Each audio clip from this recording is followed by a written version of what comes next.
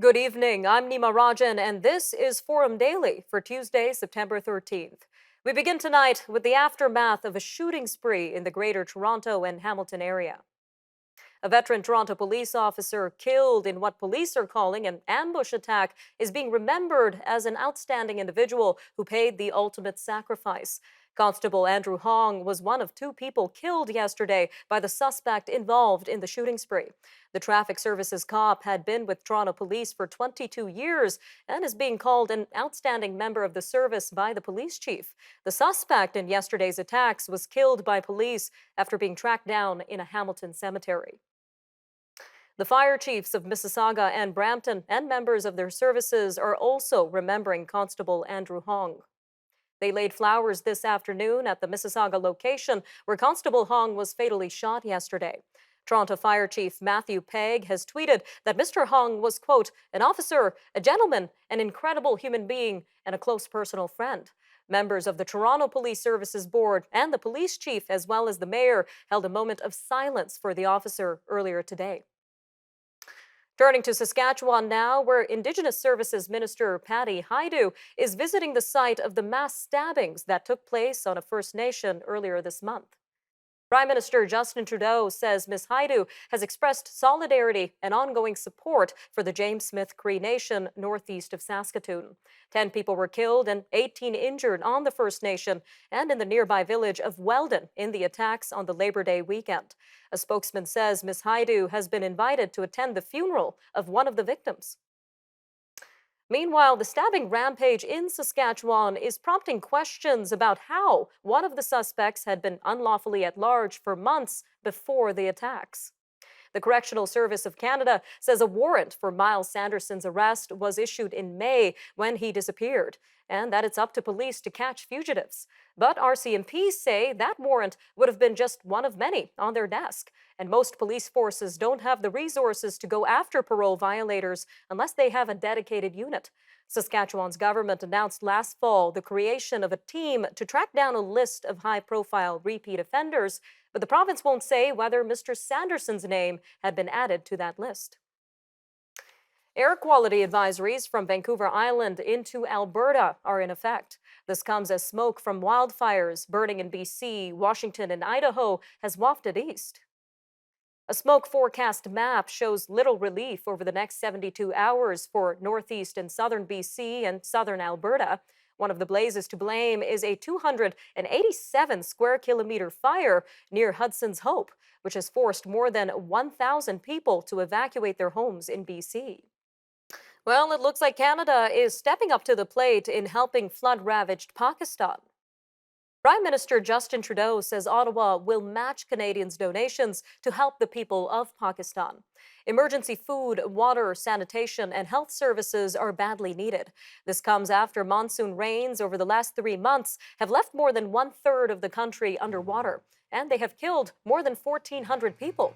Speaking in St. Andrews, New Brunswick, Mr. Trudeau says donations made to one of the 12 aid agencies that make up the Humanitarian Coalition will be matched until September 28th. This will be to a maximum of $3 million. He says Canada will send another $25 million to Pakistan to respond to the flooding and support development projects. Canada will be given a federal holiday next Monday to mourn the loss of Queen Elizabeth II. Prime Minister Justin Trudeau says September 19th will be a federal holiday to mourn the Queen on the day of her state funeral. He said this at a caucus retreat in New Brunswick today. Mr. Trudeau says declaring an opportunity for Canadians to mourn on Monday is going to be important. He says the government will be working with provinces and territories to ensure they're aligned. Monday will be a holiday for federal employees and those in federally regulated industries, but it will be up to provincial and territorial governments to declare the holiday for remaining workers. Canada's first Michelin guide will be revealed tonight. Chefs will find out if their restaurant teams have earned the food world's prestigious Michelin stars, Bib Gourmands, or other distinctions. The famous 1, 2, and 3 stars are given to restaurants deemed to have exceptional cuisine that reflects the personality of the chef. Meanwhile, the Bib Gourmand goes to places that offer good quality food for good value. All right, stay with us. Forum Daily will be right back after the break with a look at the government's inflation plan.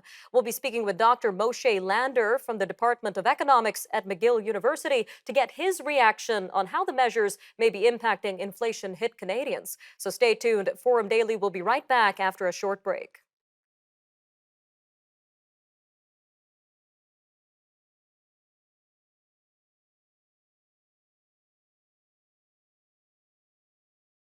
The Liberals have unveiled a plan to ease the cost of living crisis for low and modest income Canadians. Prime Minister Justin Trudeau is at a caucus retreat in St. Andrews, New Brunswick today. This is where he announced the plan, which includes doubling GST rebate checks for 6 months, a temporary dental care benefit for some families with young children, and an expanded housing allowance payment. The NDP has been asking for all three initiatives since the spring as inflation began weighing heavily on some Canadians.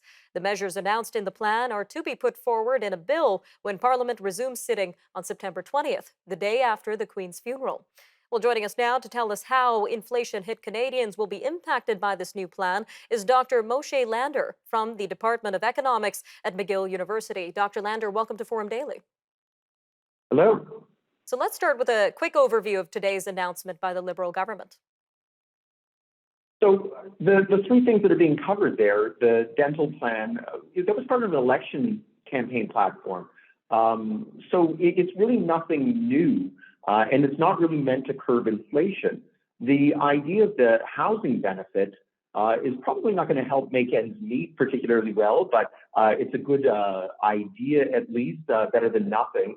And the third part of the platform there is also probably not going to create any sort of substantial help here for low-income Canadians that are suffering. But again, it's probably better than nothing. All of these things are being claimed as a victory by the NDP. The Liberals are saying that it's something they wanted to do anyway. I'm not entirely sure that this is good economics, but the politics look good today. Well, it sounds like you're not very impressed by this plan, Doctor. Let's dissect the promises made in this plan first, and we'll get into that. But in terms of doubling GST rebate checks for 6 months, what would that look like for Canadians and who would qualify? So that's a means-tested program. What that means is that it's based on the size of your income. So the lowest income Canadians get back the biggest rebate, and as your income goes up, the amount that you get rebated falls. That in itself isn't bad economics, but the idea that they're going to double it is effectively saying that because prices are rising quickly, the amount of GST you're paying is rising as well, so we want to give it back to you. The only thing is, prices have not doubled, so the amount of GST that you paid has not doubled. So to say that we're going to give you back double the amount across the board is too much. It's unnecessary, and so that's why I was saying that it's good politics, but it's unnecessary from an economic standpoint. And what about the dental care benefit? It was a key part of the NDP and Liberal agreement and very important to some Canadians. So let's go over the coverage in this plan and what families have access to. So the dental plan's been kicking around for probably over a decade in Canada. We've wanted this idea of universal dental care coverage for all Canadians in the same way that we have it with our healthcare system. And it's something that as Canadians, we're all very proud of. This is not that. It's maybe a stepping stone to that. I think what was intended was that towards the end of this parliament, maybe in 2-3 years, there would be some sort of universal plan in a limited form that would have been unveiled. I think this is more the idea that, well, we better do something now, so let's at least cover children, and that way we don't have parents trying to make ends meet on the back of their children's dental health. So in this case, then, it's maybe a good starting point.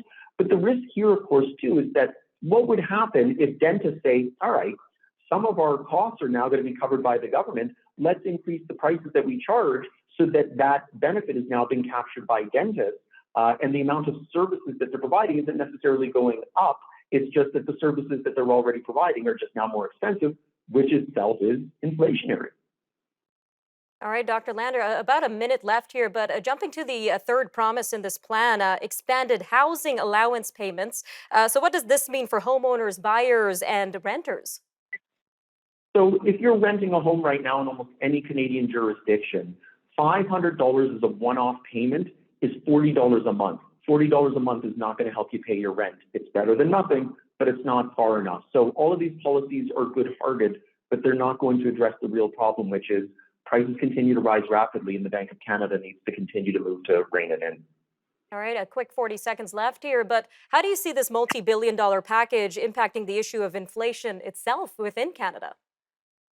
So in the great ironies of ironies, Nima, this is itself inflationary. When you unload a bunch of demand into the economy, this is going to push prices up. It just means the Bank of Canada is going to have to increase interest rates faster and more severely. So it could end up being an own goal for the government here.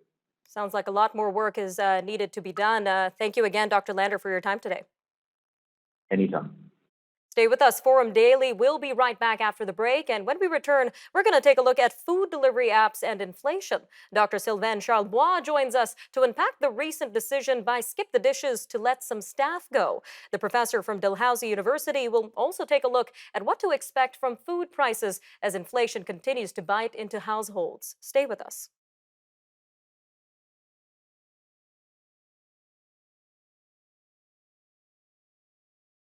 A Dalhousie University professor whose lab tracks consumers' food spending is voicing his thoughts around a recent move by Skip the Dishes. Dr. Sylvain Charlebois says he suspects the company's decision to lay off hundreds of workers in Winnipeg is because people are bringing food home themselves. He says food delivery apps were incredibly popular when people were stuck at home due to COVID-19. But now he says they can go out and prices are rising with inflation, so people don't want to pay delivery fees. Dr. Charlebois notes a lot of restaurants went out of business during COVID-19, so fewer businesses need delivery services. The company says the cuts come after its parent company conducted a workforce review and decided to make changes for sustainable growth. Well, joining us now to discuss the situation and rising food prices is Dr. Sylvain Charlebois himself. Doctor, welcome back to Forum Daily. My pleasure. So let's start with this, Doctor. What is the situation behind the layoffs at Skip the Dishes?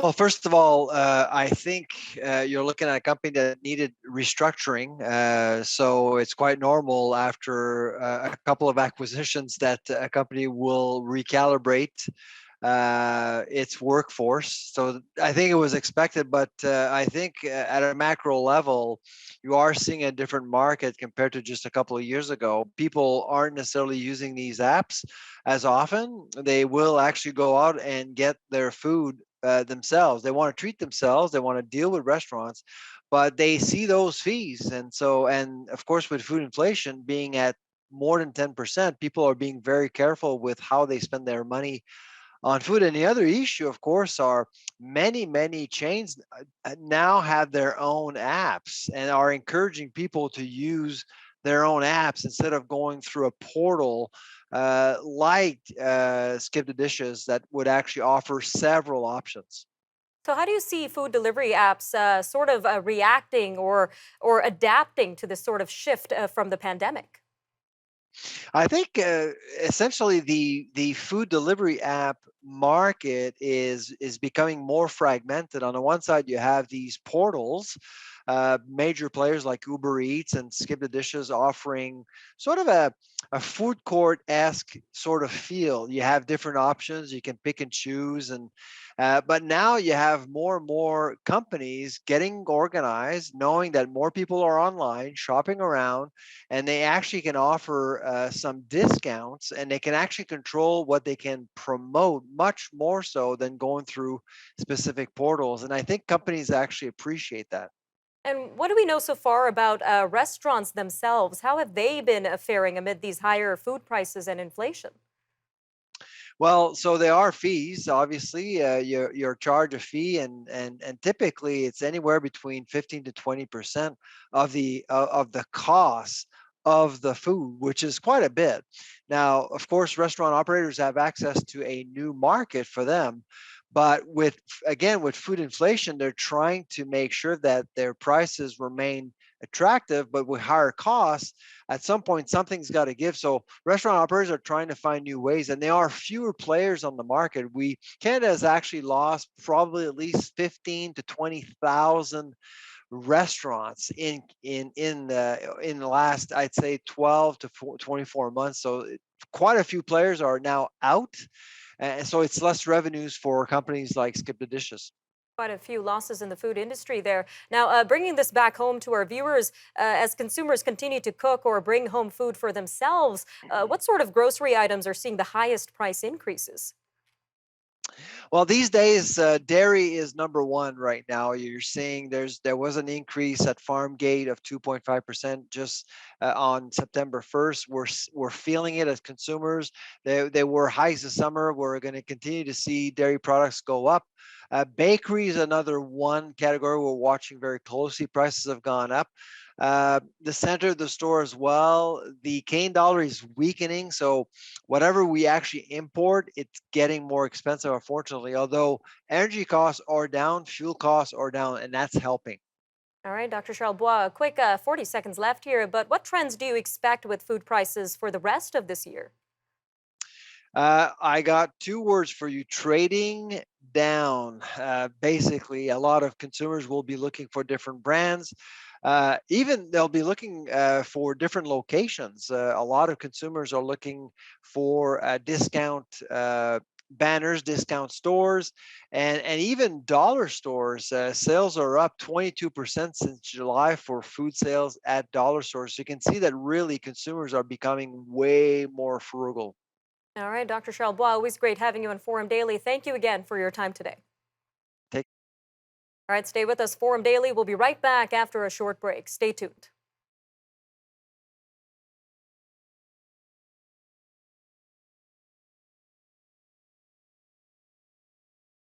Russia has suffered a huge blow to its prestige. This comes as Ukraine's counteroffensive in the northeastern part of the country seemed to catch it by surprise. Ukrainian troops expanded their territorial gains. They pushed all the way to the country's northeastern border in some places, and they claim to have captured a record number of Russian soldiers. It is Russia's largest military defeat in Ukraine since Moscow pulled back its forces from areas near Kyiv, which was after a botched attempt to capture the capital early in the invasion. Across the Black Sea, Azerbaijani forces have shelled Armenia's territory in a large scale attack. The Armenian prime minister said it killed at least 49 Armenian soldiers. The Armenian Defense Ministry said the Azerbaijani forces unleashed an artillery barrage and drone attacks early Tuesday. Azerbaijan said its forces returned fire after Armenian troops allegedly planted mines and repeatedly fired on Azerbaijani military positions, resulting in unspecified casualties. Tuesday's attack fueled fears of broader hostilities breaking out between the longtime adversaries. More violence can be seen in Haiti, where two Haitian reporters have been fatally shot and their bodies set on fire. This happened while they were reporting in a slum controlled by gangs in the country's capital. Haiti's Association of Independent Journalists say the two were among 7 journalists who came under attack. This was while they were investigating worsening violence in the area on Sunday. The victims were identified as Tayson Latigue and Francine Charles. The organization condemned the attack and demanded the government improve security. Switching gears to the issue of climate change, as the United Nations delivers a word of caution about global warming. It says an irreversible climate catastrophe is looming. A new report from the World Meteorological Organization says weather-related disasters on the planet have increased fivefold over the last 50 years, and they are killing 115 people a day on average. UN Secretary General Antonio Guterres says it's only going to get worse. Pointing the finger at fossil fuels, he cited the floods in Pakistan, heat waves in Europe, and droughts in several countries. All right, well, meanwhile, the death toll from the record-breaking floods in Pakistan has risen to over 1,400. 31 more people died in rain-related incidents this week. This comes as the country scrambles to deliver aid and save lives. There's no sign that the monsoon rains, which started in mid-June, are coming to an end. Moving to Kenya now, where William Ruto has been sworn in as president after narrowly winning the August 9th election. The Supreme Court last week rejected a challenge by losing candidate and longtime opposition figure Raila Odinga of the official results. Tuesday's event began with some chaos. This was when scores of people were crushed and injured as they forced their way into the stadium. The country is burdened by debt, which will challenge Mr. Ruto's ability to fulfill campaign promises to Kenya's poor. The new King Charles III has vowed to work for peace in Northern Ireland. He spoke to the region's political leaders. This includes those from nationalist parties who want Northern Ireland to leave the United Kingdom. King Charles says he will follow in the footsteps of his mother, Queen Elizabeth II, and seek to improve the lives of everyone in Northern Ireland. In a message of condolence to the King, the Irish nationalist Speaker of the Northern Ireland Assembly praised the late Queen's role in the peace process. Inflation and prices are still high in the U.S., as they are everywhere, but there was an ever so subtle decrease last month. U.S. consumer prices surged 8.3% in August compared with a year earlier. This shows that inflation slowed for a second straight month, but it's not slowing as much as Wall Street had hoped, with stocks tumbling today. All right, well, meanwhile, U.S. authorities have returned a 2,000-year-old Jewish coin to Israel. The rare quarter shekel had been looted, smuggled, and put up for auction in the United States nearly 20 years ago. The coin, struck in the year 69, is one of two confirmed to exist, and it was minted during the fourth year of the first Jewish revolt against the Roman Empire. A mother in Vancouver is being hailed as a hero after diving into the ocean to save a teen with autism who swam too far from the beach. Emmeline Golden says she was at Dunderave Beach last week with her two young children. This was when she heard a woman screaming about the 15-year-old not being a strong swimmer. Another person had tried to rescue him but couldn't. Miss Golden says the boy's lips were blue when she pulled him back to the beach where first responders were waiting. All right, I'm Nima Rajan, and that'll do it for your look at national and international news for today. Remember, for more news on demand, you could always visit our website, thenewsforum.ca, and make sure to follow us on our social media handles. Take care, Canada. We'll see you next time on Forum Daily.